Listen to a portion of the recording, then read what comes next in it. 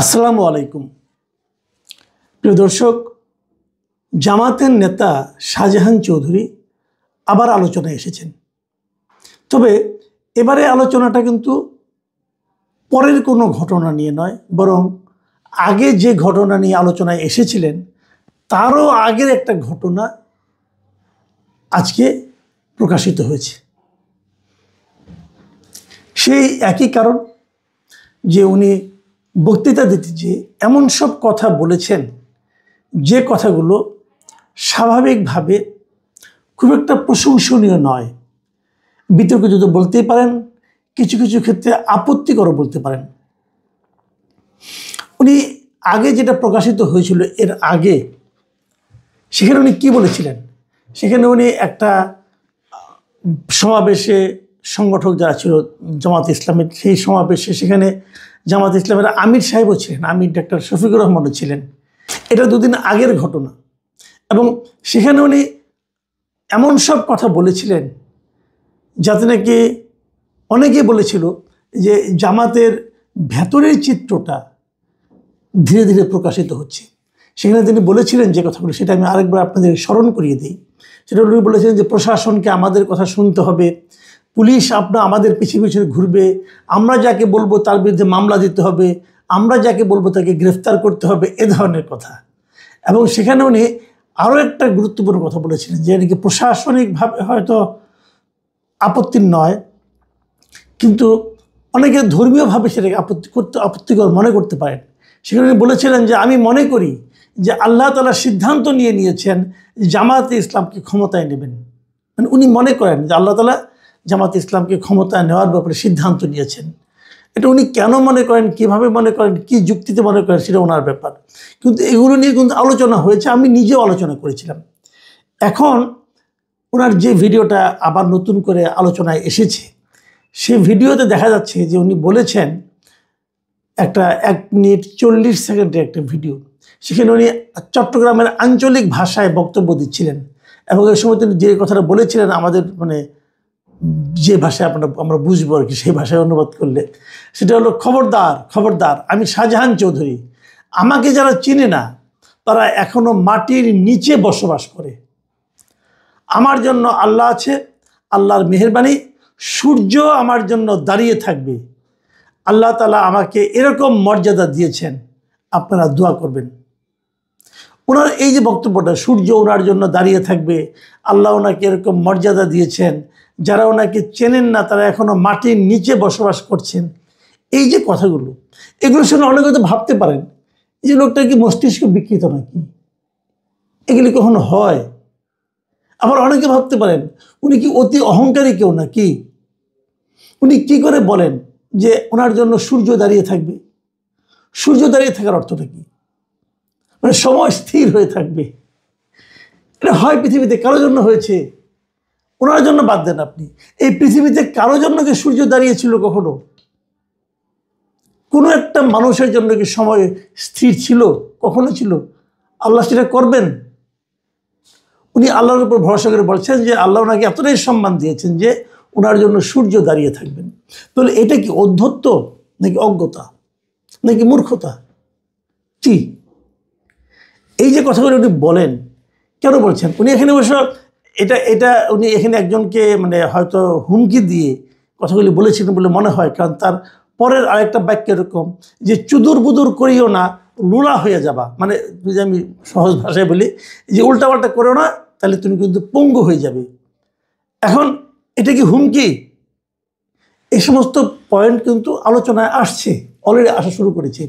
সবচেয়ে বড় কথা হলো, একজন মানুষ কেন এই ধরনের কথা বলেন? এই ঘটনাটা, এই যে কথাগুলি বললাম, লেটেস্ট যে ভিডিওটার কথা বললাম, এই ভিডিওটা আসলে গত 13 নভেম্বরের, মানে আরেকটু আগের। ওই সময় অনেকে ওই এলাকার লোকজন বলতেছেন আর কি, যে এটা ওই সময়, ওই দিন নাকি উনি এই সাতকানিয়া উপজেলার চরতি ইউনিয়নের তুলতুলি এলাকায় তুলাতুলি এলাকায় জনসংযোগের সময় উনি নাকি এই বক্তব্যটা দিয়েছিলেন, এরকম কেউ কেউ বলছেন। আসলে কোনটা বলছেন, কীভাবে বলছেন, এটা এখনও ক্লিয়ার হওয়া যায়নি। তবে ভিডিওটা যে ওনার, এটা অনেকেই এলাকার লোকজন বলেছেন। দেখুন, শাহজাহান চৌধুরী কিন্তু একেবারে এলেবেলে কোনো লোক না যে তাকে পাত্তা না দিলেও চলবে, ঘটনা তা না। আমি এর আগে ওনার আগের বক্তব্য নিয়ে যখন আমি ভিডিও করেছিলাম তখন অনেকে আমাকে বলেছিলেন দেশে কি আর সমস্যা নাই, আওয়ামী লীগের কত অপরাধ আছে, কত স্ক্যান্ডাল আছে, বিএনপির কত সমস্যা আছে, সেগুলি রেখে আমি কেন জামাতের একজন নেতা নিয়ে বলছি যিনি আপনার নীতি নির্ধারক কেউ নন।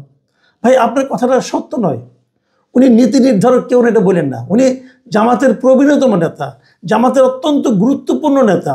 এই সাতকানিয়ায় ওনার জনপ্রিয়তা আকাশচুম্বী, যে কোনো কারণে উনি এখানে নিয়মিত নির্বাচিত হন।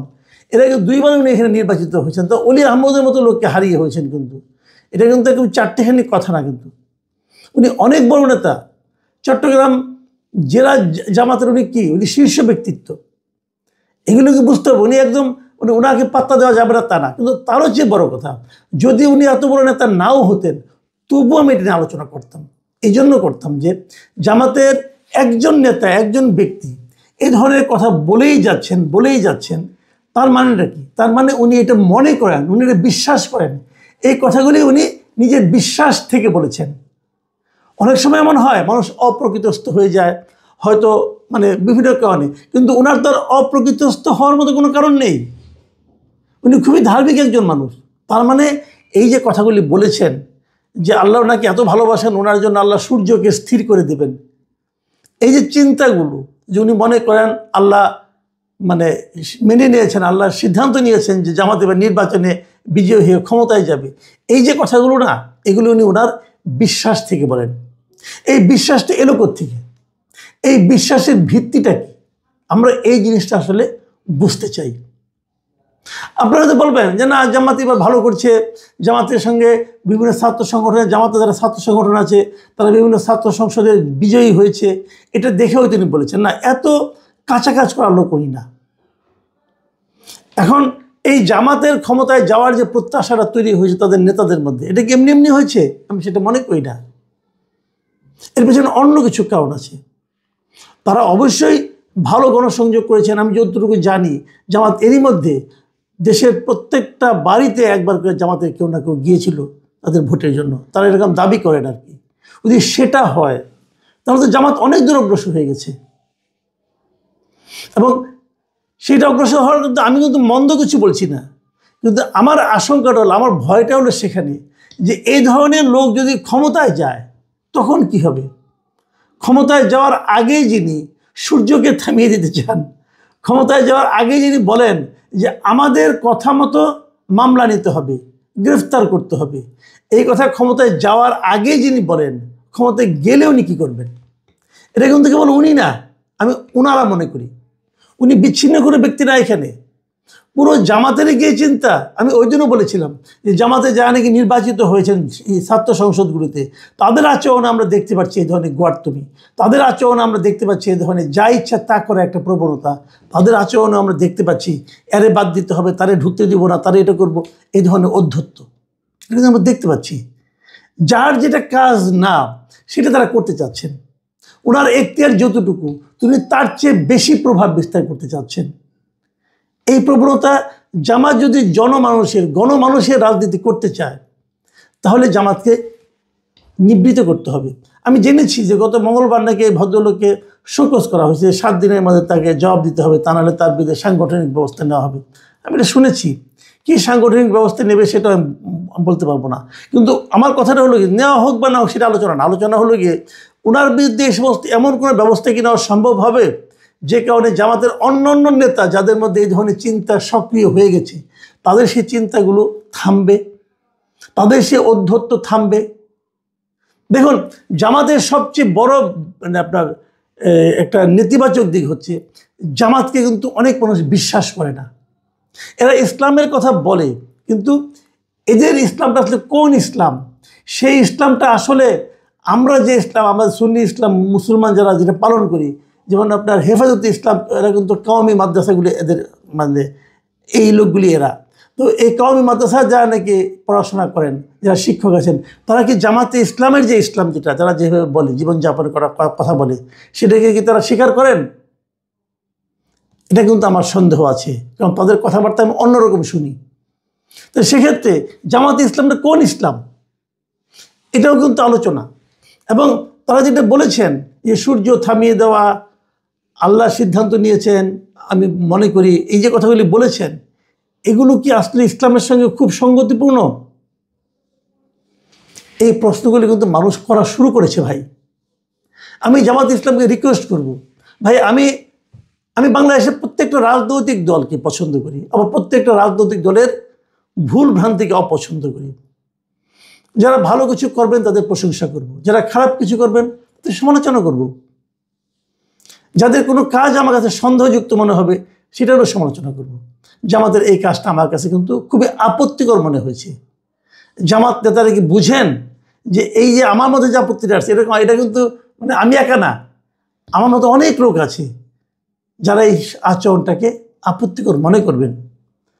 আপনারা কেবল শাহজাহান চৌধুরীকে বোঝালে হবে না, শাহজাহান চৌধুরীর বিরুদ্ধে অ্যাকশন নিলেই হবে না।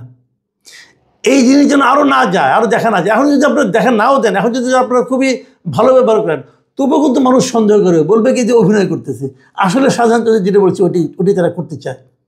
এই যে মানুষের মনোভাব, এখান থেকে কীভাবে ব্যাক করাবেন? আমার মনে হয় জামাতের জন্য সামনে এটা একটা বড় চ্যালেঞ্জ হিসেবে আসতে পারে। আমরা চাই না যে কোনো রাজনৈতিক দলের মধ্যে, কোনো রাজনৈতিক দলের নেতার মধ্যে, যত বড় নেতা হোক, তার মধ্যে এমন ঔদ্ধত্য দেখা যায়। আমরা চাই নেতারা হবেন বিনয়ী। সাধারণ জনগণ যেন ওই নেতার আচরণ দেখে তার উপর ভরসা করতে পারে। সাধারণ মানুষ যদি ওই নেতাকে দেখে ভয় পায়, তাহলে মনে করবো সেটা একজন ব্যর্থ নেতা। প্রিয় দর্শক, সামনে নির্বাচনের আগে প্রত্যেকটা নেতার প্রত্যেকটা খুঁটিনাটি আচরণ আমার ধারণা মানুষ একদম নীতি দিয়ে মেপে নেবে। আবার নীতি বলে জামাতের প্রতীক ভাইবেন না, একদম মেপে তারা নেবে এবং তারপরে তারা সিদ্ধান্ত দেবে।